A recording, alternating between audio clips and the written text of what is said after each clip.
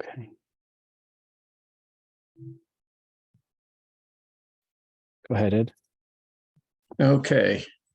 So we're calling this meeting to order under the Chapter 107 of the Acts of 2022.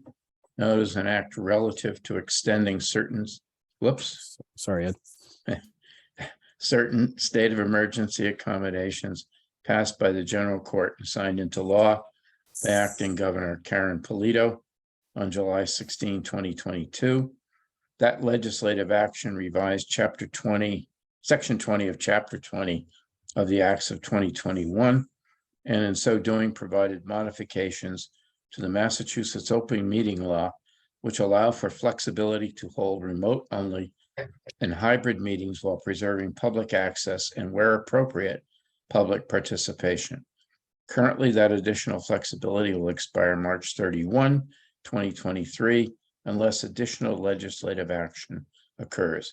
As part of today's remote-only meeting, all votes will occur via roll call. And I don't believe there's any votes in this meeting tonight. Not necessarily, unless the board specifically wants to very formally vote to send a letter. Okay, yeah. But the purpose of today's meeting is to talk about the select board's alcohol regulations. The board has talked for the past couple of months about its concerns about alcohol compliance in light of, and Karen, you're gonna have to correct me if it was November or December when the compliance checks occurred where there were 11 sales to minors. That's correct. December. Okay. The select board did have on their list, separate and apart from, I think, responding to the compliance check failures, but maybe made more important because of the compliance check failures, plans to overhaul their alcohol regulations, which they did officially on, or sorry, they put out for public comment officially on the 28th. They're accepting public comment in writing through the 14th, which is tomorrow, and at the select board meeting tomorrow evening, which would be part of a public hearing. I believe they intend to vote at their meeting on the 28th of March. So they'll accept public comment, they'll take some of the feedback, they'll potentially incorporate it, hopefully, and then they will have a final version that they vote to adopt on the 28th of March. They did ask for the Board of Health's feedback directly, and when staff indicated that we would like to provide feedback, they said that they would reserve sort of the first comment at the public hearing tomorrow for the board, for one or more board members who wish to speak. So without further ado, I don't know if it's helpful for me to pull up maybe one of the summary documents that, what would be the best format, I guess, from your perspective? Would you like me to pull up the summary of the changes? I think that would be a good idea. Okay.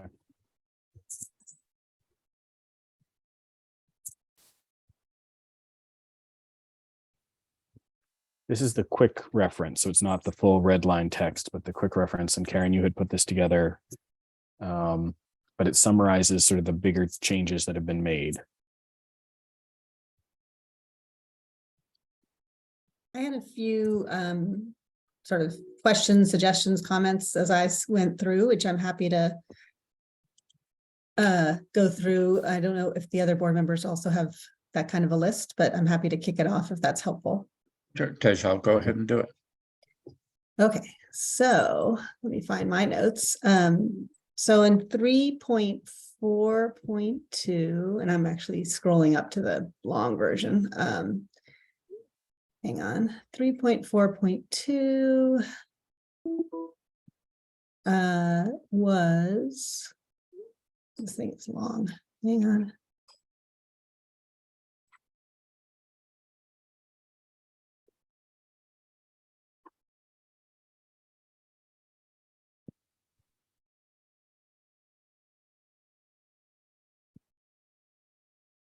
Okay, I have the wrong number. Sorry. Here we go. Oh no, it's 3.4.2. It was about the employee roster.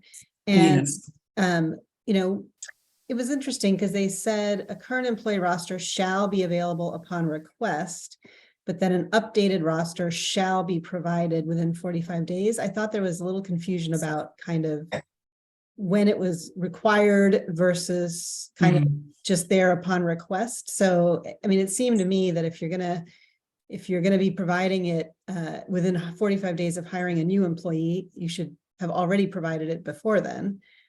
So that was just one thing that I thought, should be clear about whether it's going to, instead of just upon request, should it just be, it should be provided and then it should be updated, as opposed to kind of this upon request stuff. So that was one comment I had. Do you want me to keep going, or you want to talk about that first, or how do you want to do this? I think you should keep going, and then if people have a comment, maybe they can just, raise their hand or something. Okay. I can't see the screen right now because I'm looking at this other thing, but okay. So then 10.1, the violations section. I thought it was still, they have the board in its discretion may impose an order that is more lenient or more severe than suggested by the guidelines when the facts surrounding a violation so warrant. That just felt a little squishy to me. There's a lot of variability then in how penalties could be handed down. And then 1 to 5 day suspension is a pretty broad range, but I'm okay with that. But then also I know we had conversations in this group about the timing of that, like who decides when that suspension is going to occur, I think is also something that should be clear, because, the restaurant owner could pick a very low volume day or something like that. So I thought both in terms of the variability and in kind of what could be, what kind of penalty could be here, because it says it could be even alternatives like non-punitive written warning. So it's really kind of the full gamut, which I just thought was maybe a little too much flexibility. And then the timing of when that suspension would be served needs to be clear in terms of who decides that. So that was that. And then the last section that I had something on is, where is it here? 10.4.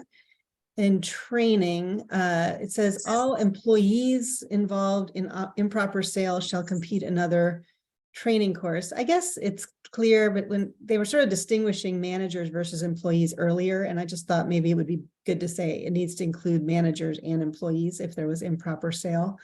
And then in 10.5, prior violations, select board determines violations occurring within the 5 years preceding. The only question I had was if there has been a change in ownership, would you want to reset that clock? And that's just a question, because, if there are a bunch of violations before and then the ownership changed, do you want the new owner to sort of still be beholden to that, what happened before they started? So those were the only comments I had.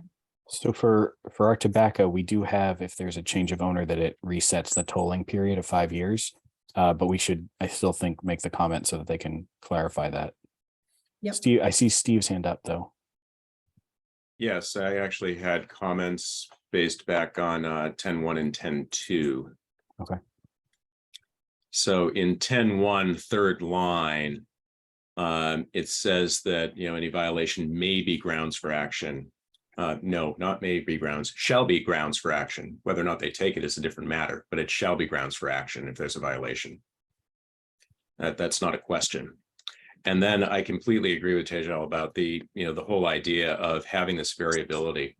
And what I think we may want to do as a board is just suggest a different approach, more the approach that we have with tobacco, that first off, there actually is a defined penalty. And and leave the language here that the board has, that the select board has the ability to consider the alternative dispositions, right? So the board, could, after hearing everything, say, something, I know the first offense is supposed to be a 3 consecutive day suspension, but we are going to take action to mitigate that. But the point is that the board would then have to take action to mitigate a penalty rather than taking action to impose a penalty. There's a big difference there. And I think that might be something that we could suggest that I think the select board may accept, but it kind of, it puts the onus on them to mitigate the penalty, I think, and explain why they're mitigating a penalty rather than just blowing it off and saying we're not going to impose it to begin with. What's an example of mitigating a a penalty that you think, like, what would you have an example where you're framing this? Well, for instance, let's say first offense, it's not a 1 to 5 day suspension. It is a 3 consecutive day suspension. All right. We're going to say, okay, something, this was, in this case, somebody had a really good fake ID. It was really hard to detect that, but we can't let you entirely off the hook. We're going to make it a 1 day suspension instead. Similarly to what we do right now, we have a fine plus we have a suspension for tobacco, and we will frequently waive the fine. Again, depending on the tone of the hearing. We just did that recently. Hmm. So I think, allowing that flexibility, which the board says they have, I wouldn't necessarily take that away, but I would say that, this is the penalty for first offense, second offense, third and fourth. I would also point out that, looking at the comparison chart, these are the most lenient of any town in our area. I think there might be 1 or 2 that, kind of match this, but everybody else is quite a bit stricter than these are supposed penalties are. It's an important point. What about also reinspection? So, is that something that we would want to be very clear in here about? I mean, if somebody has had this, and Karen, I don't know, how frequently we're going back to reinspect, but if someone has a violation, do you think we should be asking the select board to commit to reinspection sooner rather than later once the training and everything has been done, or sort of just stick with the usual schedule? That's a really good point, Tejal. I think the proposed language here says that first of all, that employee who served has to re-attend training within a certain number of days after after the board has made their decision. All employees involved in the improper sale must complete another training course in accordance with, notwithstanding, and so on. So there's no language there about rechecking. I'm not aware if that's done by best standards practice. I don't know if Carol is accustomed to hearing that. Carol, are you there? My other question about that section with the training is, should we allow somebody who had improper sale to continue to serve? Or should we just say that, they won't be allowed to continue to serve until they complete a training course? It doesn't mean that they're out of a job. They can do other things at a restaurant, obviously. But they won't be serving until they complete the course, and that has to happen within 30 days. Right. And that would be another suggestion that we make. I do think that one of the tensions there is it's easy to complete an online course within 30 days. It's more challenging to complete an in-person course within 30 days, but we feel strongly that an in-person course is more effective. Do we have any proof of that, Tim? We don't have any proof comparison, in part because they take different online courses. It's our feeling, but no, there's not a hard number saying it's 20% more effective. But Tim, are these all in person? I thought there was an online version in here as well. I thought it was like the manager was in person, but the employees could be online. Correct. So this could be Yes. online. Sure, I guess I'm saying the manager sells. You're saying the manager can Oh, if take it's it the online? manager. Okay. Yeah, I'm thinking if it's a non-manager. Yeah. Because we distinguish usually between bartenders, managers versus wait staff, I think. Mhm. Yeah. Can people hear me? Yep. Yes. Yeah, I mean, quite frankly, I participated in a lot of online courses. And I won't say they're useless, but they're not rigorous. Mhm.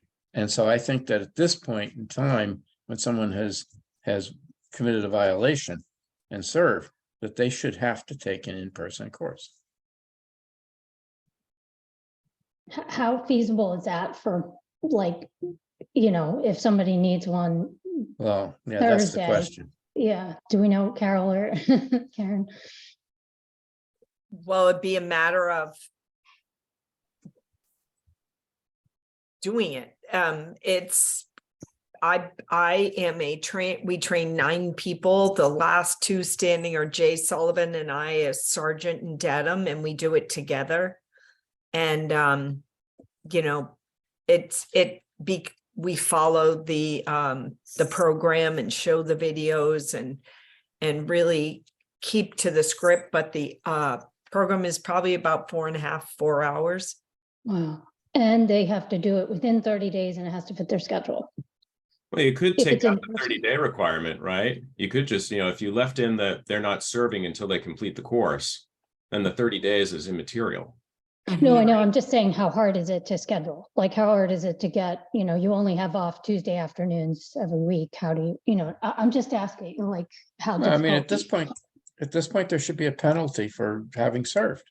Mhm. And you may have to take your day off and use it, Mhm. or take time off to do it. Or if the manager really wants you to be serving again, they're going to rearrange your schedule so that you can make that course. Okay.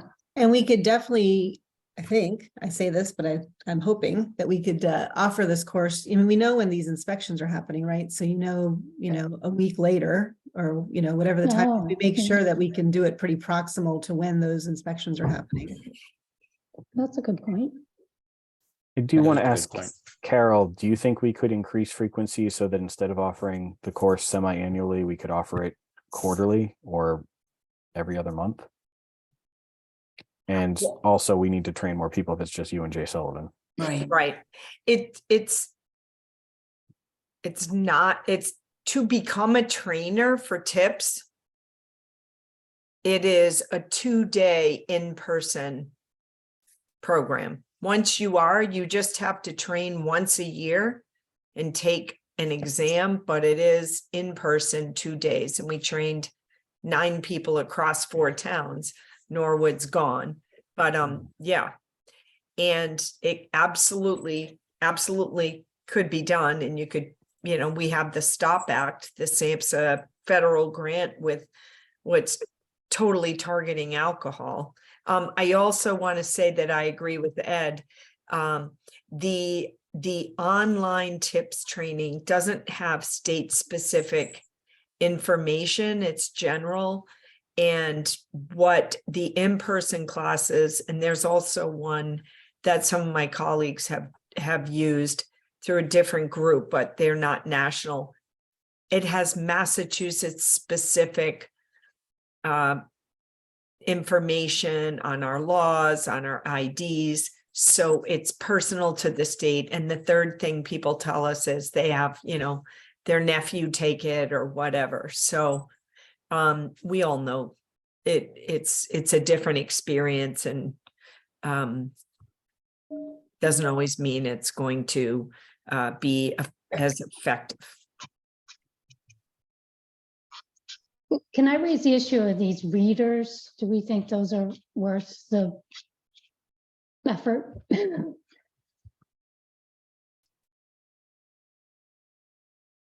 Sorry, Kathleen, which you cut out for a second. These electronic readers, whether those are, the scanners. Yeah, the scanners, like, you have one, it breaks, then really we can't, it sounds like very little return and additional burden on these businesses that I don't think you're getting a lot for, but I don't know. But if there's some evidence that they're really effective, that's fine. The DA and the people that did this training, and the data shows they are expensive, Kathleen. They're not perfect. And that what seems to be more helpful for staff, remember Needham, you can sell liquor, you're 18, is those date things right on the register. Right. Remind you to check your ID. Here's the vertical, here's the horizontal, and this is the date you need. And to get into just the habit of just asking. Yeah, because the scanners can be $5,000 and they're not foolproof. And I just see like in some way it could make it like that people don't check as much because it's a pain in the neck, right? That you have to go get this thing. I don't know, like if they only do it for people who look, like Fenway Park, you look like you're over whatever age. And, Saturday night in a busy restaurant, I don't know. Yeah, and yeah, that's a big price point too. Yeah. From a strategy standpoint, though, I'm just wondering if we want to focus our comments on, the things that, the health implications is essentially what happens when there is a sale. The select board has determined that they want to regulate this. Fine, you figure out how you're going to make sure there aren't underage sales. But it's our interest to make sure that that doesn't happen because of the health implications, not just for those, for the underage person, but everybody around them. And that's where we may want to, I'm happy to comment on the others. They asked for somebody else to take a look, and it's like, yeah, sure, we have a few others, but we really need to talk about, what's going to happen when a failure occurs. Yeah. Yeah, that makes sense. Yep, I'm good with that. Okay. That's a key point. Okay. Ed, are there specific sections you want to jump to now? I'll leave it up. No, I'll let you do it.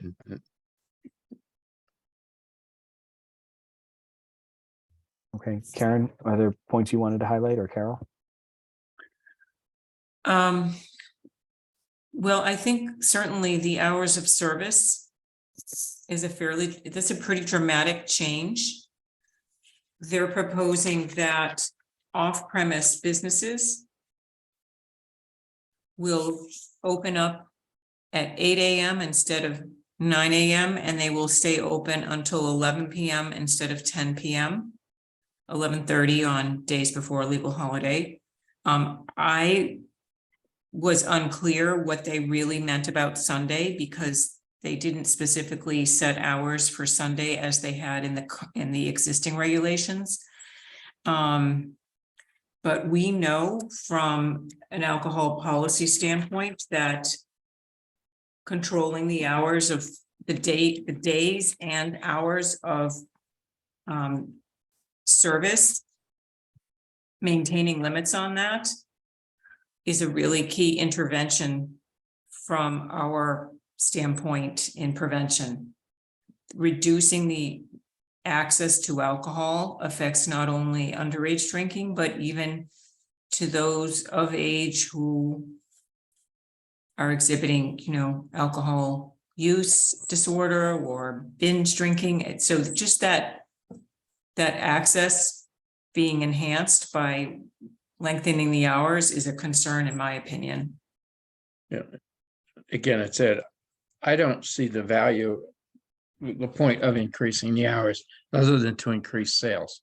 And it becomes much harder to manage who gets the whole process of selling alcohol when it gets to these very early and very late hours.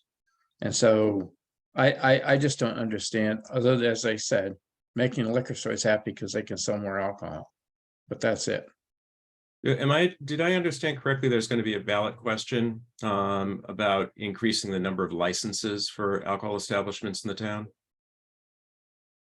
Well, it's interesting you comment. We saw, Denise, sorry, I kind of interrupted. That's okay.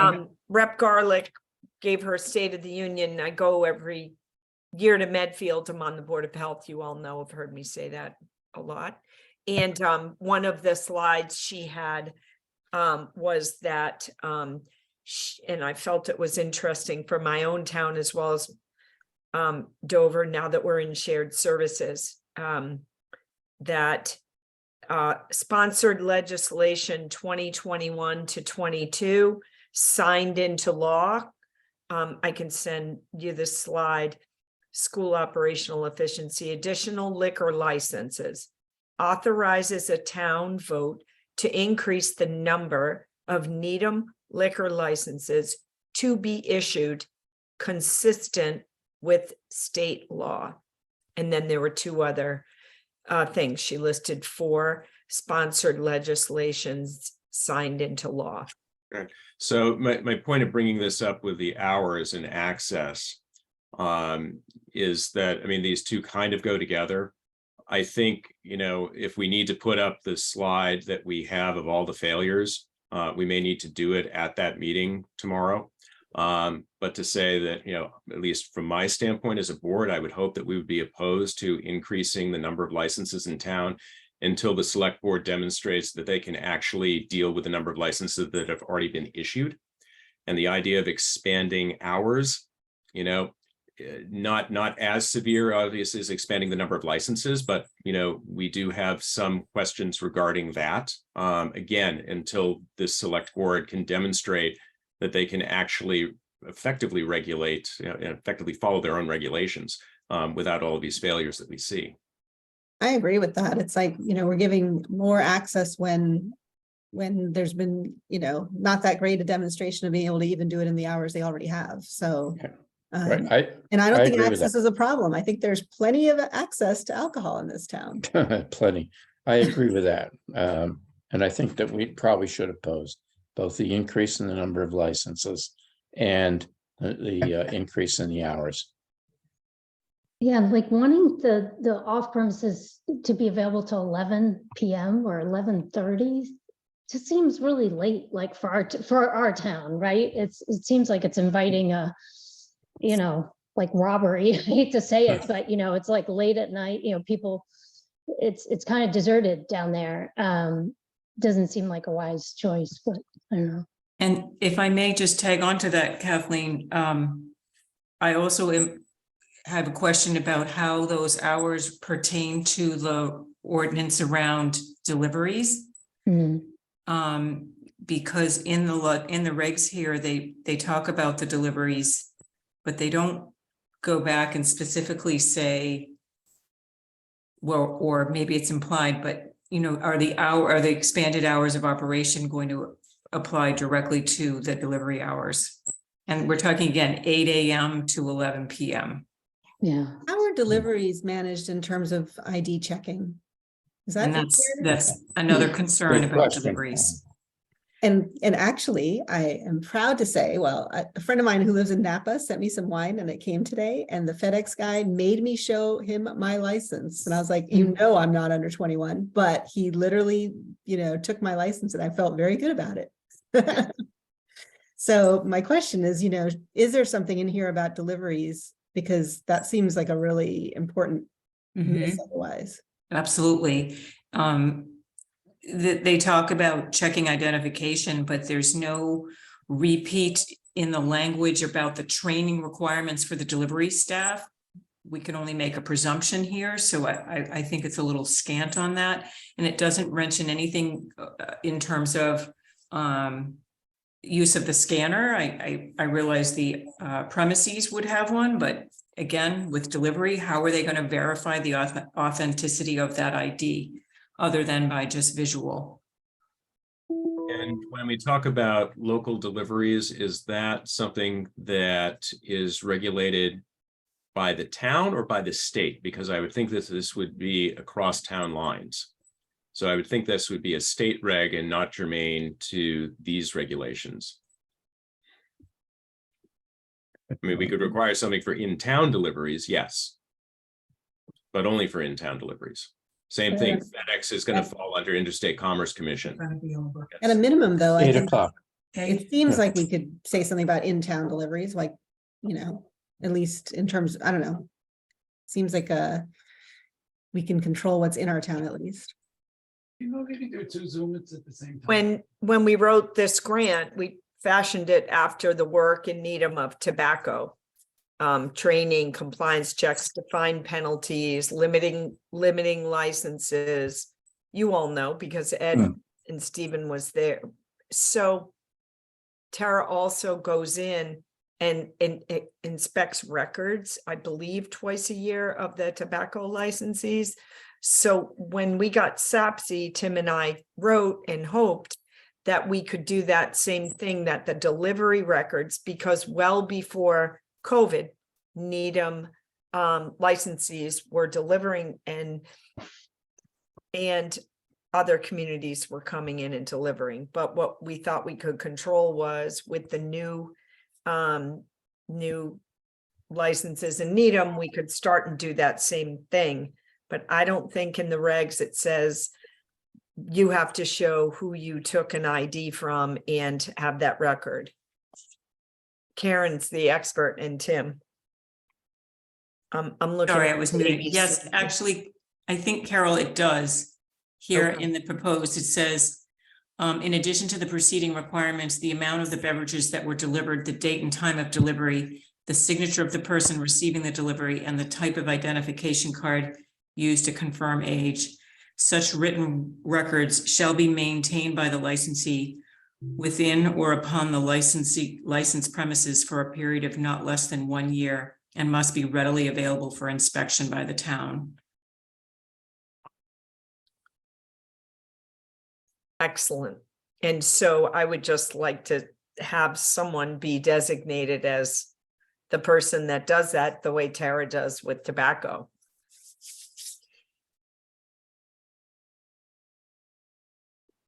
It's hard to me because the Board of Health permits tobacco. We don't permit the alcohol, No. but we have a vested interest as it affects community health and wellness. Exactly.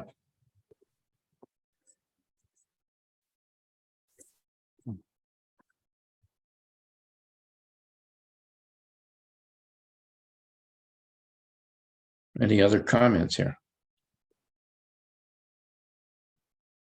Did you all ask about what the state says is hours in days? Because in the fall of 2022, they said the state law says it can open Sunday at noon, a pouring. The exception to this is if the local licensing authority accepts Mass General Law, Chapter 138.33.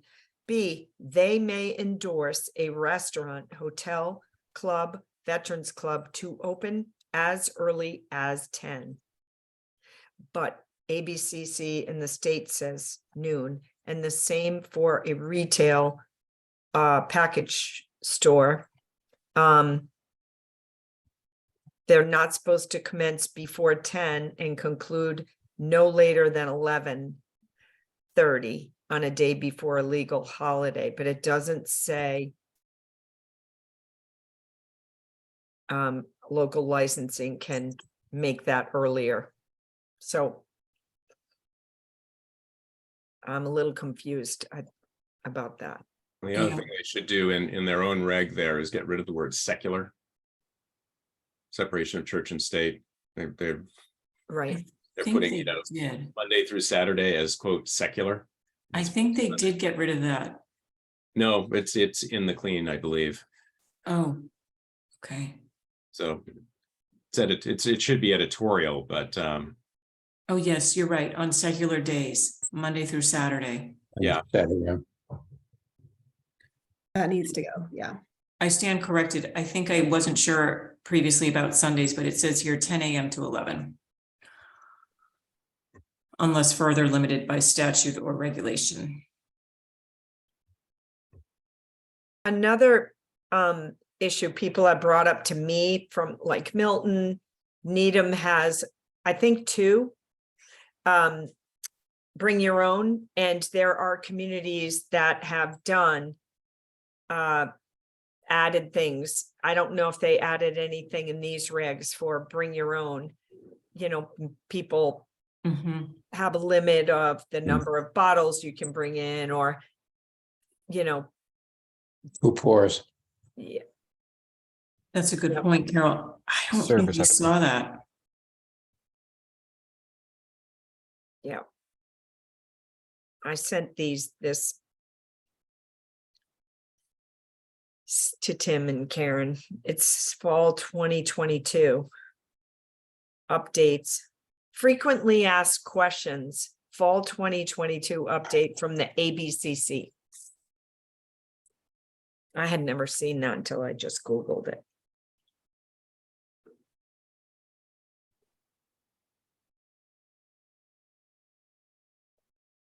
Wait, so I understand that. So they'd have limits on what somebody could bring to a BYOB? Is that, seems kind of hard to control. All right. The bottom line is local licensing authority can make parameters around BYOB and Okay. But then you get into how many people are in the party. Is it just 2 people? Okay, fine. $1. If it's four couples, 8 people, is it 4 bottles? Mhm. And that could get interesting.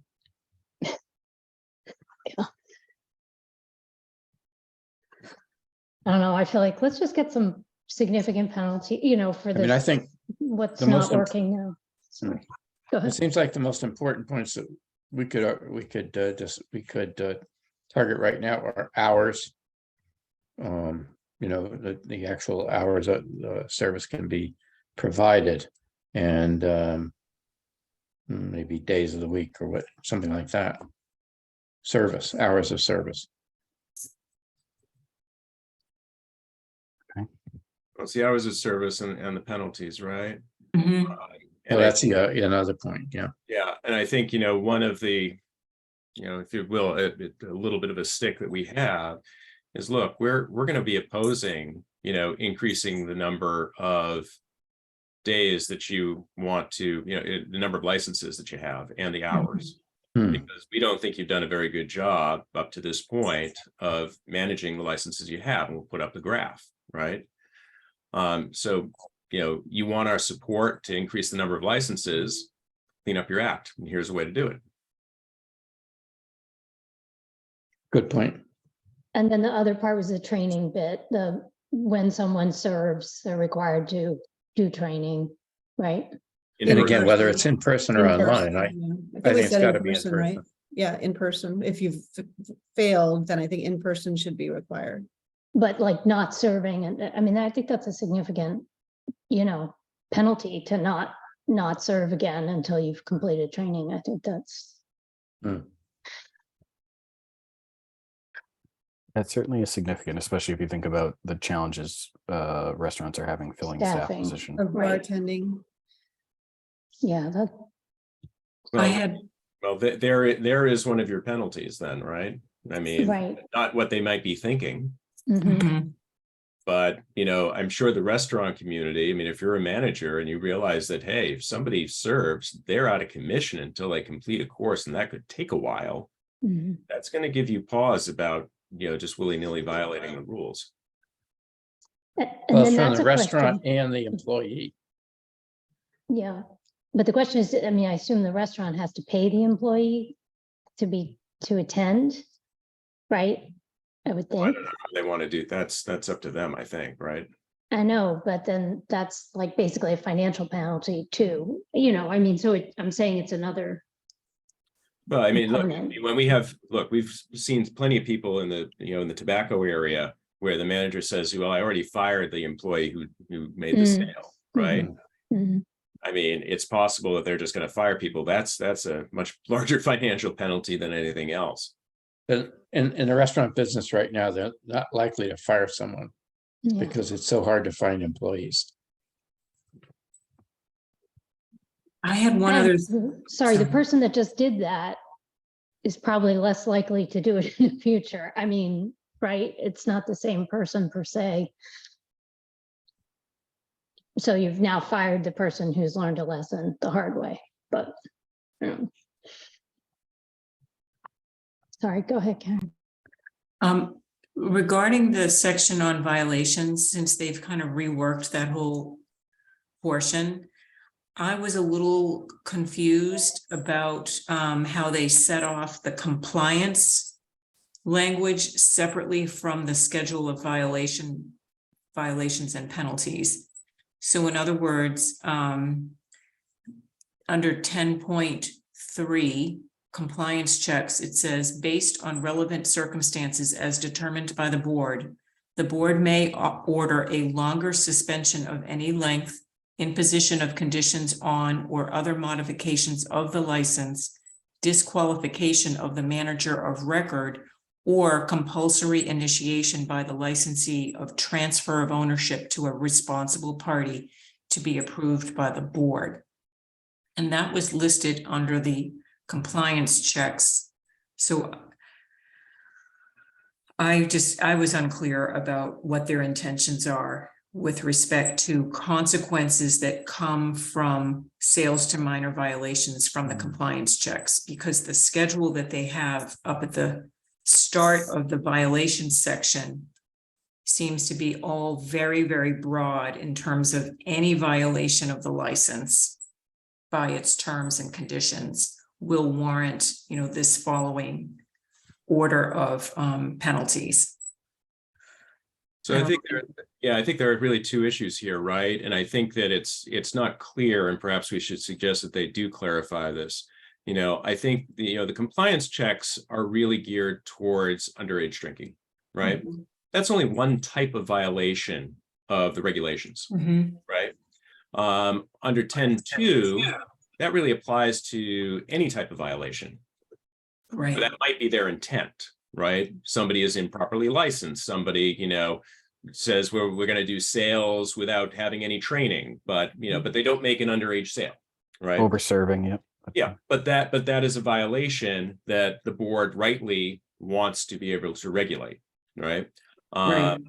And they may say, look, we're going to have a different type of penalty kind of in general, as opposed to underage drinking. Our point is that, and I don't know how we feel about that. Do you want to give them a range for the broader category where it could be, as Tim suggested, over serving or, doing something without training, as opposed to a very clear, underage drinking? That's a very clear violation. That's a compliance check. We know it happened. Here's the penalty for that. Or should we say, here are the types of penalties? I mean, do they need to have kind of a table of, here's the type of penalty, and here's the mandatory response that we can, as a select board, override depending on the circumstances once we have a hearing. But this is the set penalty that is, on the books. That's under discussion. It sets the agenda. Mm-hmm. Right. I think listing all of the types of violations, in addition to underage would be good, because all of those have implications, obviously. Right. True. It's against the state law in Massachusetts to serve an intoxicated person. Yeah.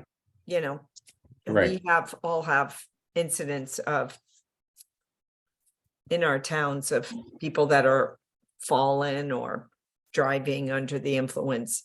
And, they track back polled place of last drink, but that's a court case. So that takes a long time. But if someone is walking and they're hurt or in their car or sleeping, and they say where they were, a town has the opportunity. That's a violation because that is state law. But I don't see, that can be listed, certainly. Thanks.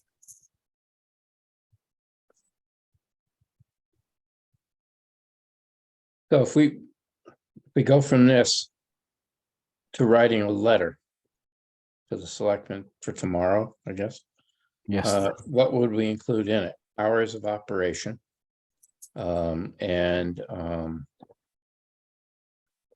number of licenses. Right. So I'd say expanded And- expanded availability. That topic covers both. Right, as well as in-person training. I think those would be the three Person biggies. training and having a defined penalty for each type of violation that the select board can then decide what they want to do with it, but it would be defined. It would not be a range. And I do thinking about if it is a 3-day suspension or whatever it is, that question about, and how does it determine when that suspension happens? Yeah. I mean, I think you could say it's just consecutive. I mean, even with tobacco, we allow people kind of a choice of which week they want to do. Yeah, Right. But I But think then they you do do need to be consecutive. consecutive. You can't just say we're going to do every Wednesday, for the next 3 for the weeks. next month, yeah. Yeah. No, you pick 4 days in a row or whatever it is, yeah. Yep.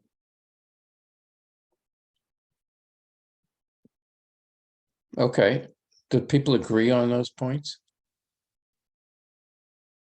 Okay, so now what we need to do is come up with a letter to the selectmen, I guess. Sure, and I think the Public Health Division staff can write that. I think the question is, how much editing does the board want to do? And I would suggest a fairly minimal amount. If we could generate a letter by 12 or 1, the board could get back to the staff by 3 or 4 at the latest. We can Mhm. incorporate feedback.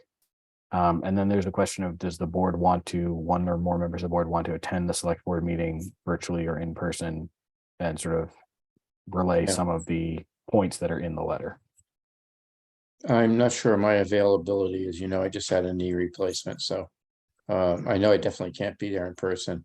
And it's still hard to sit up for a long time and sit in a chair, so I'm not sure I can do that. If somebody else could do it, it would be good. Unfortunately, I have a meeting in Boston tomorrow that goes till about 9 p.m. during the snowstorm. Yay. So, Great. so I'm not free tomorrow at all. Yeah, I'm actually available tomorrow at that time. I'm working 7 to 3, so I might not be able to get comments in by 3 o'clock. So I might not see this thing until about 4. But assuming that the roads are good from the Worcester area where I'm going to be working clinically tomorrow when I make it back, which I think I will, I could be there in person. I could be there. I had planned on being there too. Okay. Great. So then the upshot is that the staff will write the letter, we'll make it available to us, we'll comment on it as much as we can, so that by 3 or 4 o'clock, the letter is in final form and can be submitted to the select. And then Stephen will attend the meeting tomorrow night, And Kathleen, right? Yeah. and Kathleen. Okay. Just to confirm, we'll start the letter with sort of the niceties of applauding the select board for addressing alcohol compliance and updating the Sure. regulations. This is an important topic, yada, yada, yada. And then Right, go into yeah. the concerns that we have and the fact that we don't think it goes far enough in some areas. Exactly. I think that's good. I think And that's depending on this meeting I'm in, I may not be able to look at the letter either, but so just don't be waiting on comments from me. I'll try, but can't guarantee. Yeah, I think we have 2 things going for us. We have the discussion here where Karen and I have all been taking notes, and we've been recording it. So I'm gonna do my best to have that posted online, like all the Board of Health meetings are, as soon as possible. So we're gonna write a Okay. letter based on our notes and then make sure, having reviewed this meeting, that we caught everything. So I think it will be more of a question of, do you like the tone, or do you suggest a different, ordering of the items, rather than hopefully we got something factually wrong. Hopefully we've got everything factually right. Right. And it's more your sort Okay. of opinions on, is this the right way to sort of couch things? Approach it, yeah. Right. Okay.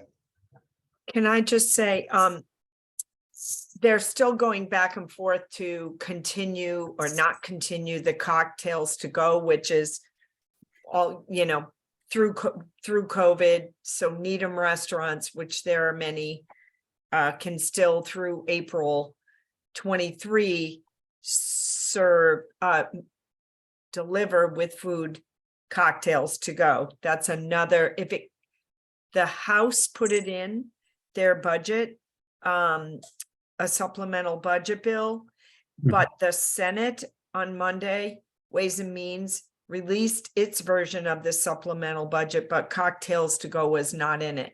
So cocktails to go may continue past April 2023. And I think it just reinforces some conversation around really being able, who's going to look at and review the delivery records, because that's a significant access point. Kids will share across our region, but it would be powerful to be able to be mindful of that and include something about who could monitor, or the ability to go in and look at the records that are related to delivery, whether it be from the package stores. I also saw something that said there should be a special permit if you're a package store, a transportation certificate. So maybe Tim and Karen and we can look at that. Sure. Okay.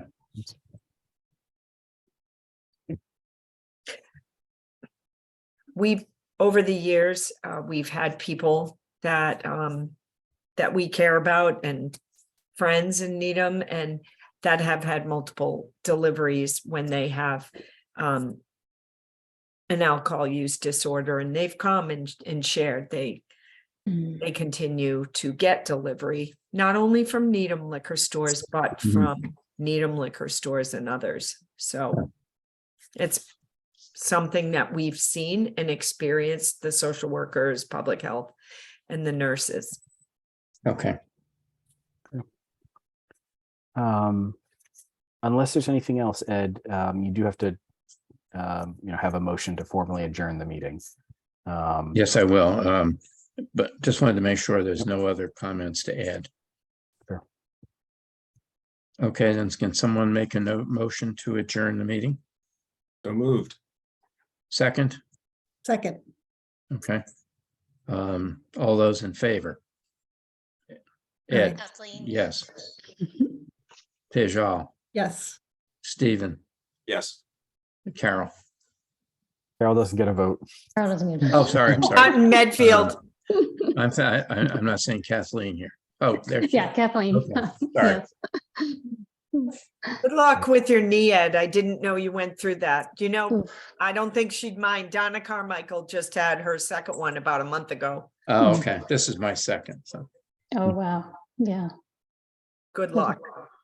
Speedy recovery. Yes. Okay, speedy thank you. recovery, Ed. Mhm. Thanks very much, everyone. We appreciate all the feedback. Okay, Thanks. good. Good to Right. see you. Okay. So we're Thank you. adjourned. Thank you all. Thank you.